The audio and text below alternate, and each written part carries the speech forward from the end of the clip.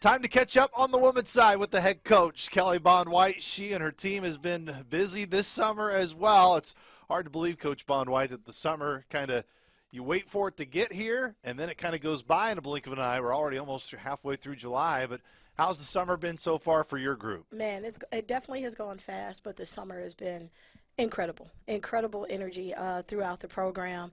Our biggest charge, again, is building chemistry with this group. We've brought in a good mix of veterans as well as some underclass kids, and our returners have been awesome just in terms of leading the way. But, man, we brought some good energy and brought some good kids into the program. 2 years now gone by here for you in Carbondale. When you met with your staff after this year, what was really most important that you wanted to try to conquer, to go through and say, these are things we need to accomplish here over our off season and ultimately when we get our group together here in the summer? Yeah, you go through something. Athletics, as everybody has talked about, is drastically changing right now. I believe the people that are successful are the people that can pivot quickly and adjust. And so you have tremendous turnover on rosters all throughout the Missouri Valley women's basketball. For us, we took that as a challenge. We took it as a gift to go out and get players in year 3 that fit exactly what we want to do. No more tempering.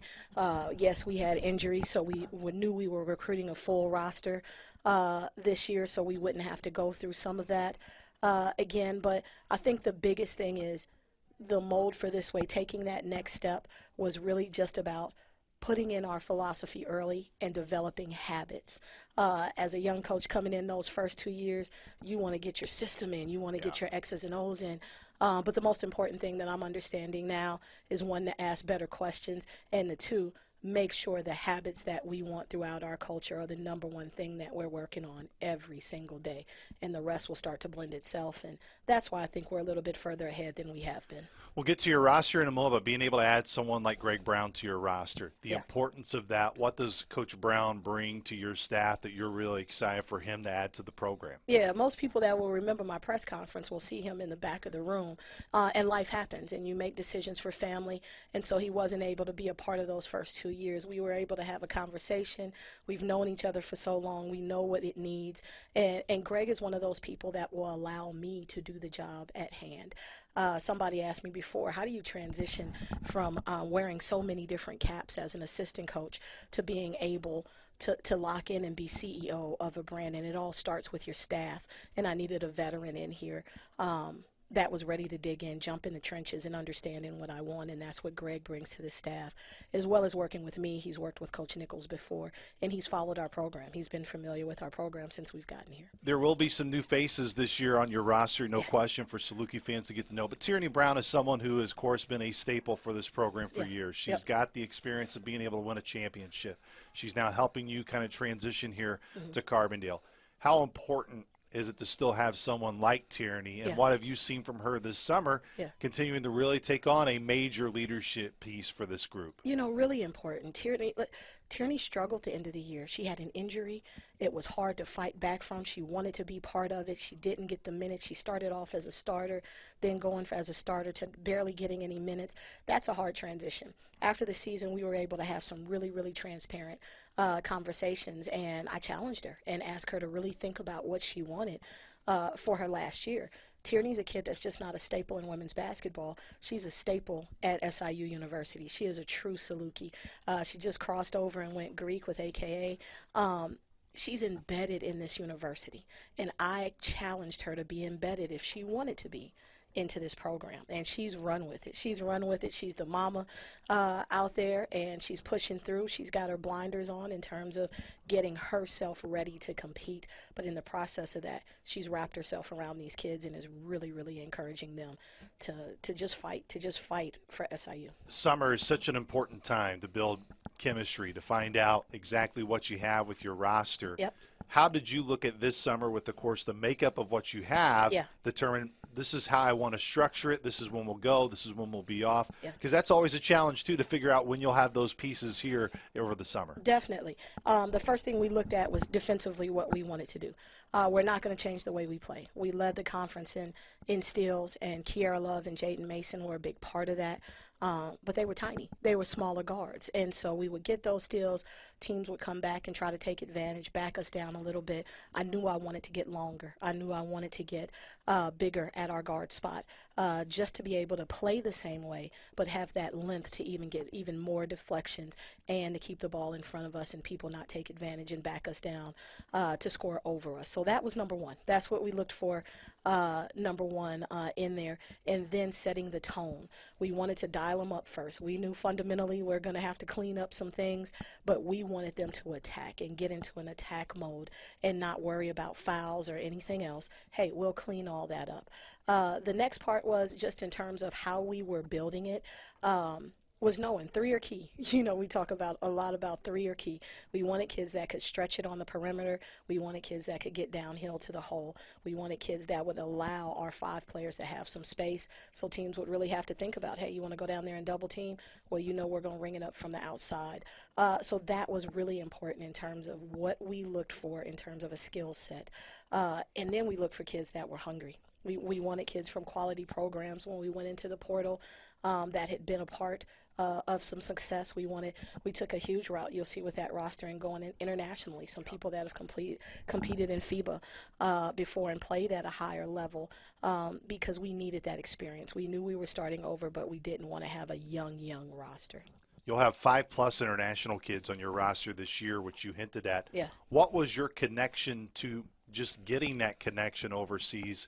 And when you do that, when you recruit and you bring somebody to Carbondale internationally, you know, it's not always an easy transition. What are the biggest things you look at in terms of just fit and getting them acclimated here? Yeah, one, I went out, one of the GAs that we're bringing in that'll be starting in the fall speaks 3 different languages.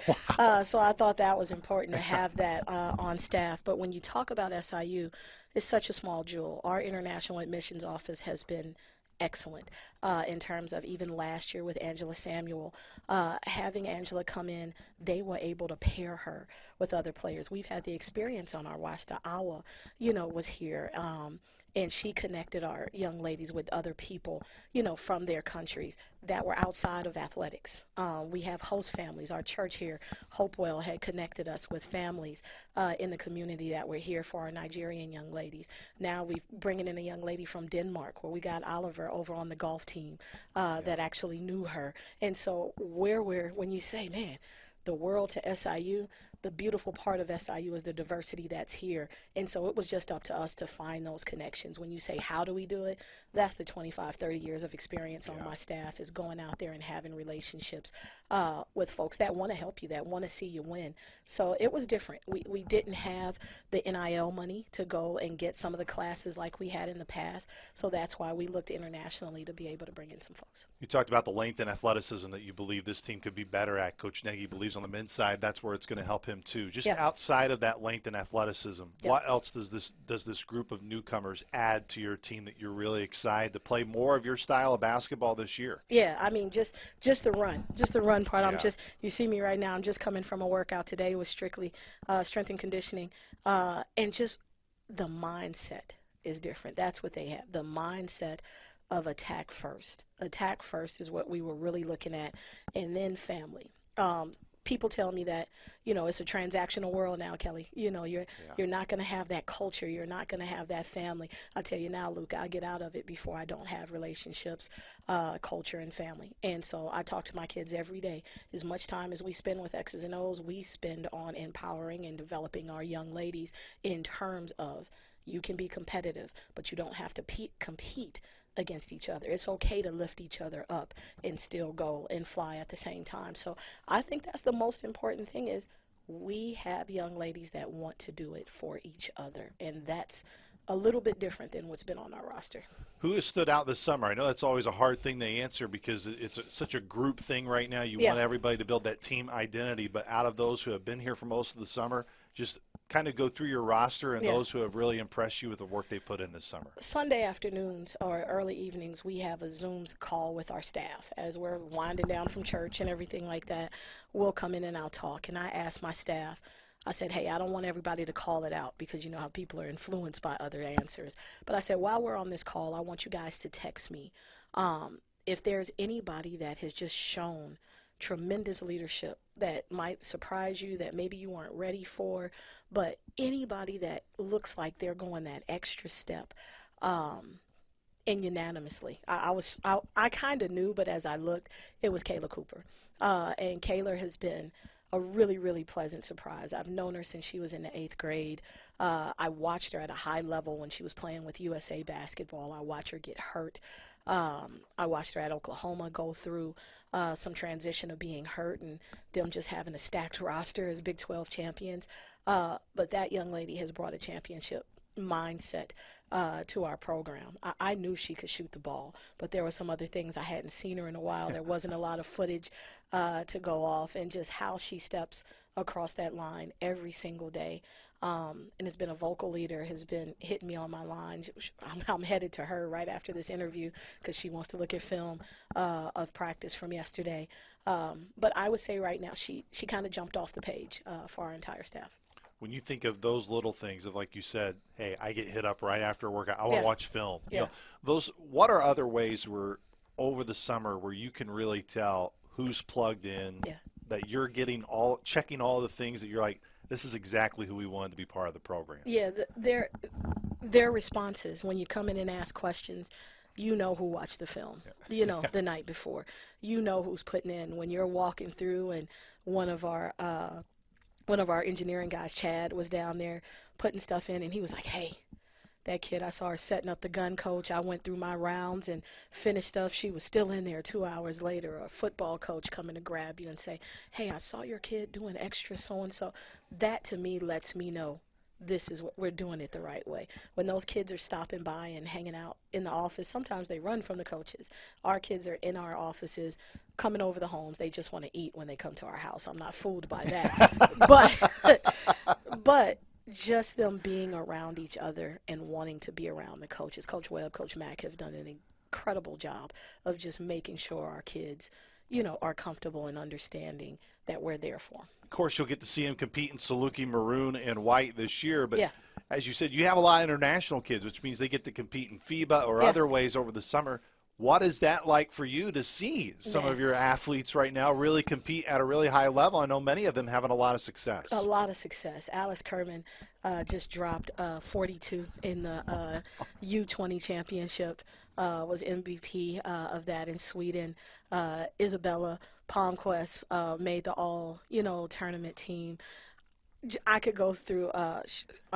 Agatha won the Nigerian 3-on-3 silver medal. It's just, I love it because their parents will send me links. Sometimes they call at 3 a.m. because they forget the time change, excited. But I wake up and I'm excited, about it just because it's a different energy. It's a different energy. They have that experience. Of course, there's still going to be a transition when they get here. But I'm not going to lie. I get jealous of Scott. I come out there at noon, right around noon or a little earlier, and sit in and watch his practices. It is hard watching him have, the bulk of his guys here. But I know it's coming. Janiyah Thompson just got cleared. Yesterday was her first day in practice with her return to SIU. And just watching her, she ain't forgot how to shoot the ball. But just watching her, man, coach, give me a minute. I'm going to get right back into this. So that's been the fun part of watching those kids excel internationally, them interacting with our kids on Zooms or texts. We're just trying to make all of them feel a part of it. But I'm not going to lie. I'm glad those tickets are bought, and they're going to be here pretty soon. Those 3 a.m. phone calls are the good ones. Those are the good ones. There's some other ones that you're like, oh, Lord, please, Lord, come through, Embassy. Absolutely. Let's look towards the rest of the summer. As you mentioned, hopefully we'll get some more getting to join you here. But regardless of just being full strength, what's kind of the rest of the summer, how you structure it, biggest points of emphasis, and then when you take that break, when then everybody gets here in the fall, what that looks like when you finally get meet up again. So we've done something a little different, and I know our strength coach reached out to some people. We reached out to some people of how we structured our 8 weeks this summer. We took a break that I felt my staff, quality of life for them, quality of life for my kids. We took July 4th week completely off, let their bodies rest, let their minds rest, let them go have some fun with friends and family. But coming back strong now is now about implementing our offense and what we're doing with our offense. They've been doing breakdowns of it, but now to see the light bulb go off with some practice guys coming in and some other bodies in the community like Chris Duckworth coming in to help us out, now you see those light bulbs go off of, oh, that's why that breakdown was for. Bringing them in group sessions, watching film, making sure they understand here's the whole now. We've been doing parts for the first 3 weeks. Now here's the whole. And watching their excitement of, oh, Coach, this is going to work. Like, yeah, this is what I've been waiting for. And so not having the ability until, and just when they're playing pickup, they get to go up and down. But with our numbers, we haven't gone up and down. We've done a lot of advantage drills, change drills just to mix up the pace of things. But now getting those bodies here where we can start going up and down a little bit more and putting in the hole, that's been the fun part. In terms of the rest, still developing their bodies, still getting them ready for how we want to play. I think our fans love it when they see that 5 to 10 minute segment in a game where we're flying, creating chaos, and doing things. We want to extend that to 25, 30 minutes a game, that we're playing that way. And as you mentioned in multiple times, I mean, the margin for error within the league is very small. Very small. And it's one of those things where you like to say, yes, no doubt, everybody wants more success. Yeah. But if you can close that gap, it's not like the gap is very big, Nope. which how do you handle that with your group that may be a lot of new pieces coming in, but knowing it's not like you've been far away. Yeah. It's just you just got to make sure to understand the margin between those teams is very, very small, especially in our league. I forgot what game it was, but we probably had about 7 games that were decided by 5 points or less, and those are the ones that I can't sleep at night because that's my job to bring those home. But Kelowna, our young lady from Montreal, we were on the bus after one of those games, headed to get dinner, and she called and committed because she was like, Coach, I see the vision. I see exactly where we're trying to go, and if that's the league champ, we're right there. We're right there. It's a couple things. So you keep that margin. You remind them of that, even though it's a new group. Look at what those kids sacrifice. And I told our team, our last game of the season was at UIC in Chicago, and we went up there with 7 players, without our leading scorer, without our starting 5 players. We went up there with those 7 kids that just committed to whatever it's going to take. Whatever it takes is what we're going to sacrifice to give 40 plus, whatever it is. We're not going to worry about anything else. That group set the tone. I cried. We were in a huddle. They made fun of me because I cried because they got it. I saw them get it. They believed in themselves with that. And I think our returners, Sequoia Allman, another kid that her and TT have just been permeated. Angela, Tierney, those 4 have just been really working to keep that nucleus and keep our kids believing that. All we got to do is stick together. And when you think of your roster makeup, should have about 10 underclassmen. When it's all said and done, everybody's here. It is an ever-changing landscape. And we talk about the importance of Pride of Little Egypt and how people can support your NIL efforts.